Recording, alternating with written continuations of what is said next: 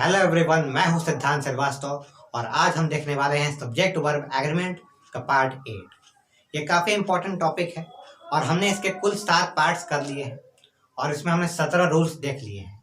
आज हम rule number 18, rule number 19 और रूल नंबर 20 को डिस्कस करेंगे। जैसे कि आपको पता है कि सीबीएसई 2023 का बोर्ड एग्जामिनेशन अब 45 से 50 दिन दूर है। हो सकता है कि आप एक एवरेज स्टूडेंट हैं, तो आपको अब ये साबित करना है कि आप अपने काबिलियत के हिसाब से अभी तक परफॉर्मेंस नहीं दे पा रहे थे, लेकिन अब आप जब पढ़ना स्टार्ट किए हैं तो आप अब 95 प्लस परसेंटेज लेकर आ सकते हैं या फिर 90 प्लस। ठीक है, तो आप में काबिलियत है और उस काबिलियत को आप दिखाइए, सबके सामने साबित कीजिए। ठीक है, और उसमें मैं आपका हेल्प करूंगा। अगर आपको कोई भी प्रॉब्लम आ रही है, आपके बेसिक्स स्ट्रॉन्ग नहीं है, फिर कोई भी दिक्कत आ रही है, तो आप कमेंट बॉक्स में लिख सकते हैं और मैं उसका समाधान आपको दे दूंगा। ठीक है, चलिए हम लोग देखते हैं रूल नंबर 18 को। रूल नंबर 18 क्या है? रूल नंबर 18 में हमने कुल 4 सवाल लिखे हैं। ठीक है, कुछ थोड़ा सा बड़ा रूल है लेकिन समझने में आसान है। देखिए, आपको ये याद ये रखना है कि अगर आपके सेंटेंस में शुरुआत में मेनी ए या फिर मेनी एन आ जाए, ठीक है, मेनी ए आए या फिर मेनी एन आ जाए या फिर मोर देन वन आ जाए, ठीक है, मोर देन वन आ जाए, पहले इसी की बात करते हैं। तो हमें क्या करना है कि हमें जो है ना, हमें जो नाउन है उसको भी सिंगुलर में ही रखना है और जो वर्ब है उसको भी सिंगुलर में ही रखना है। ठीक है, कॉन्सेप्ट आप समझ गए कि नाउन भी सिंगुलर में होना चाहिए और वर्ब भी सिंगुलर में होना चाहिए।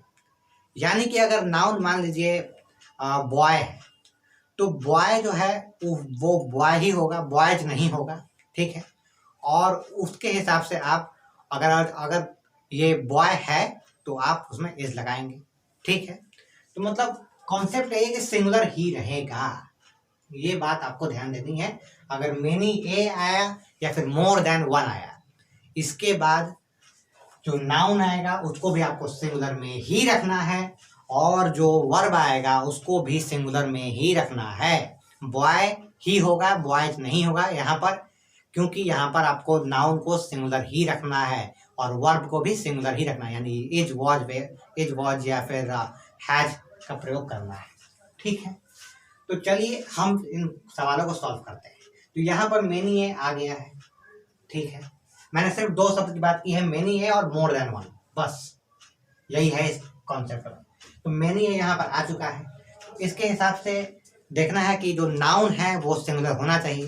तो सवाल में पहले से ही मैन जो है ना वो सिंगुलर है, क्योंकि यहाँ पर मेन नहीं है, MEN नहीं है। अगर मेन होता तो ये प्लूरल होता और ये ऐसे ही गलती होता है। तो मैन जो है यहाँ पर सिंगुलर है। ठीक है, तो हमें करना क्या है, वर्ब को सिंगुलर करना है। तो वेरी सिंपल इट इज, इसका आंसर आ जाएगा वॉज। ठीक है, many a man was killed, क्योंकि आपको सिंगुलर का यूज करना है। सिंगुलर पर आप लगा दिया बहुत आसानी से। ठीक है, काफी आसान है। More than one blanks was stolen, option है बुक या बुक्स। यहाँ पे आप देख रहे हैं कि वर्ब तो मैंने लिख दिया है सिंगुलर में, लेकिन अब आपको नाउन सिंगुलर करना है। ऑप्शन है बुक्स या बुक, तो क्या होगा, बुक होगा, क्योंकि बुक सिंगुलर है और बुक्स प्लूरल है। ठीक है, और कॉन्सेप्ट यही कहता है कि इस तरीके का शब्द आ गए, मेनी है या फिर मोर देन वन, यही 2 शब्द ही हैं बस, और कोई शब्द नहीं है।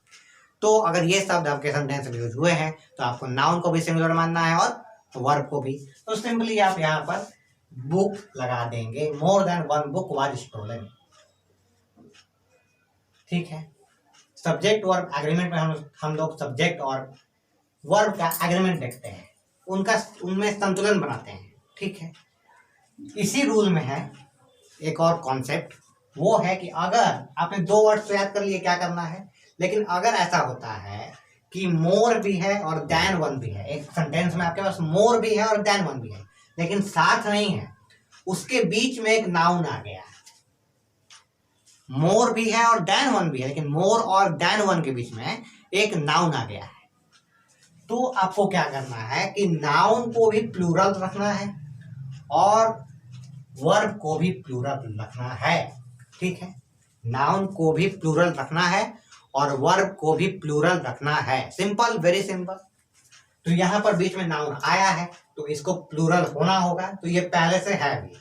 तो हमें क्या करना है, हमें वर्ब को प्लूरल करना है। हो सकता है कि ऐसे आपको सवाल ना आए, फिल इन द ब्लैंक्स में ना आए, हो सकता है कि आपको एरर डिटेक्शन के फॉर्म में ये सवाल आए। तो आपको क्या करना होगा, मान लीजिए यहाँ पर लिखा हुआ है हैज, तो आपको पता है कि हैज होगा नहीं, तो आपको हैव इसको बदलना होगा और एरर को पहचानना होगा और उसको करेक्ट करना होगा। वही तो होता है एरर करेक्शन, ठीक है। उस तरीके के सवाल आते हैं। सब्जेक्ट वर्ब एग्रीमेंट से जनरली एरर करेक्शन के ही सवाल आते हैं, ठीक है। तो हमें यहाँ क्या भरना होगा, हैव भरना होगा, क्योंकि यहाँ पर आपको वर्ब को भी प्लूरल करना है। तो यहाँ क्या आ जाएगा, हैव। Very simple.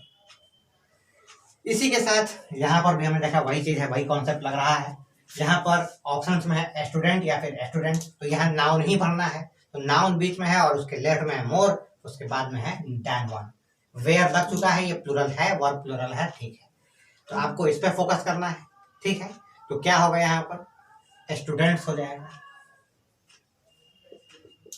क्योंकि यहाँ पर प्लूरल होगा। सिंपल। तो रूल नंबर 18 में इतना ही था। रूल नंबर 19 और रूल नंबर 20 को देखते हैं, ठीक है।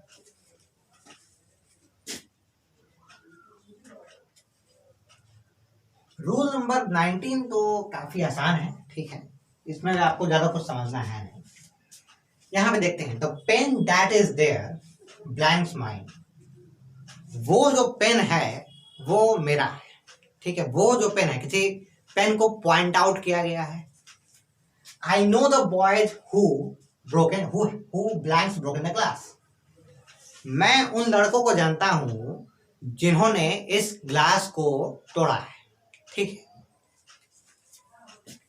तो आप पॉइंट आउट कर रहे हैं। पॉइंट आउट कैसे कर रहे हैं, डैट का प्रयोग करके, हु का प्रयोग करके। और कब इसका प्रयोग कर रहे हैं आप इसको नाउन के बाद प्रयोग कर रहे हैं इसका, पेन, डैट, बॉयज, हु।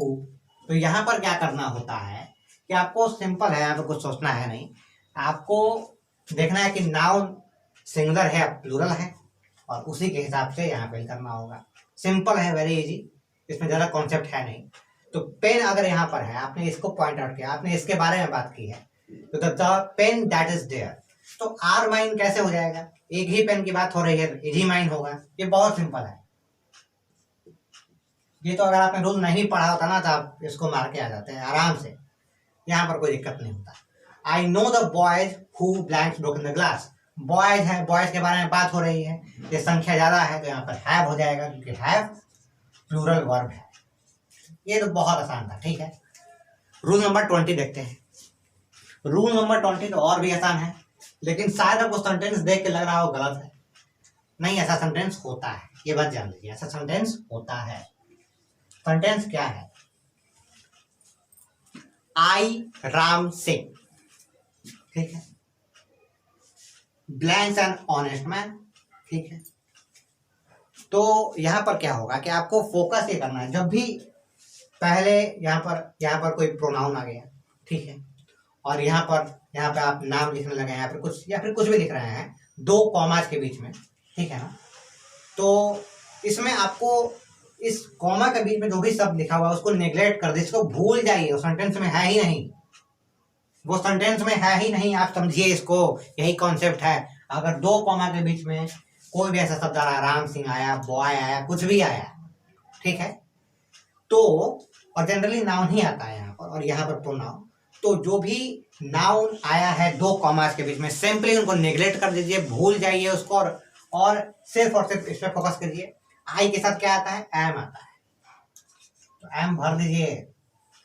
बहुत अजीब लग रहा होगा, I Ram Singh, I am honest man, बहुत अजीब लग रहा होगा, ठीक है, लेकिन ऐसा ही होता है।